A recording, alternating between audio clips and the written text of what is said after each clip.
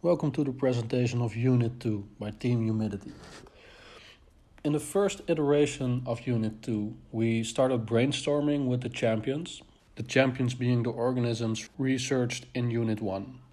We used brainstorming because it was the first iteration and we didn't have a lot of ideas yet, so we just came up with a lot of ideas and then we started narrowing them down based on criteria. The criteria being if the client liked them. We knew this because we just had a client meeting. If they were inspiring and how they solved our problem statement. Moving on to the second iteration, we used the decomposition method. Using the ideas we came up with the narrowing down based on the criteria, we put them together again with the champions, forcing ourselves to think outside of the box and try and see how the other organisms maybe could also have an effect on the already existing ideas. For the converging method in the second iteration, we use the C-box. The C-box method looks at the feasibility and innovation of a certain idea and places it inside of a skill. This skill shows which ideas are the most feasible and the most innovative. The third iteration consists mostly of converging methods. But first we did a diverging in pairs with two ideas that came from the C-box. The diverging in pairs was really valuable because of the synergy we got from just talking with the ideas together instead of being alone. After we were done with the diverging, we started on the first converging process, which consists of an MCA. This is a multi-criterion analysis. This method is used by my own studies, spatial development. It's pretty similar to the weighted objectives method that the design students use. For example, you also give the criteria a factor, which it multiplies by, and then you give a score to each product or idea and give it a score which is either 1, 3, or 5. And then you just look which product has the highest value and that one wins. Continuing to the second conversion method, the 4 categories, which consists of 4 categories which the ideas can be placed in. After this method, we use the hard requirements to trim down the ideas even more. Moving to the final phase of the project, we just had a few ideas left. This was the best time to start on the hard requirements and assess all of the ideas that were left to see what ideas were still valid to keep. After the hard requirements, we assess the requirements and use the soft requirements for the weighted objectives to eventually come up with one idea. Here's an example of the weighted objectives. Here's an example for the first ideation versus the third ideation. When you look at the pictures, you see that there's a lot more detail in the third ideation when compared to the first.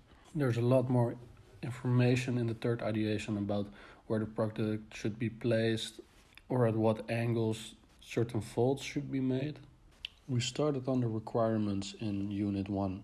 Back then we only looked at life's principles, but now in Unit 2 we also looked at Buck's checklist and used some of the client wishes. For example, we have a requirement which is based on the extraction of water from the air. This is from the life's principles, resource efficient and performance-wise from bugs. We also have a requirement based on that the product should work in different climate conditions, which gives a good example of the bugs environment checkbox and the life's principles adapting to change. When we met with the client, we noticed that the multifunctional ideas were more popular than the ideas which didn't have this multifunctionality. We also looked at Buck's checklist life and service, and we asked the client what the lifespan of a building was in Costa Rica. She replied that the lifespan of a building was about 15 to 20 years, so we made a requirement that the product should also have a lifespan of 15 to 20 years. The hard requirements were put into use in the third iteration before the weighted objectives, which only consisted of the soft requirements. In the design process, we have certain values. The first value we came across in Unit 1 when we chose a sustainable development goal from the UN. The goal we chose was goal number 3, good health and well-being for all ages. The reason why we chose this goal in particular is because humidity causes mold forming, and mold forming causes bad health. For example, cancer and respiratory problems. Then we also got a couple of values from Brave Earth itself, which values the connection to the earth. One of our values is also longevity, which wasn't mentioned by the client in particular, but she did mention that clothes and some electronic devices deteriorated because of mold forming and corrosion. Of course, we also have nature itself as a value, especially of course copying the mechanisms of nature's champions and not to put any strain on nature itself. For the technology part, it isn't really a value itself, but it does make it possible to copy nature and integrate all of the other values into our designs. From the D step we made in Unit 1, we also learned a lot about the country of Costa Rica, especially its value for nature, sustainability, and also renewable energy. We wanted to add to this value and not make Costa Rica take a step back. We did do market research on other humidity diminishing products, but the market value was left out because of Brave Earth and the product not leaving the community of Brave Earth.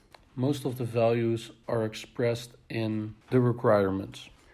Thank you for your time and have a very pleasant day.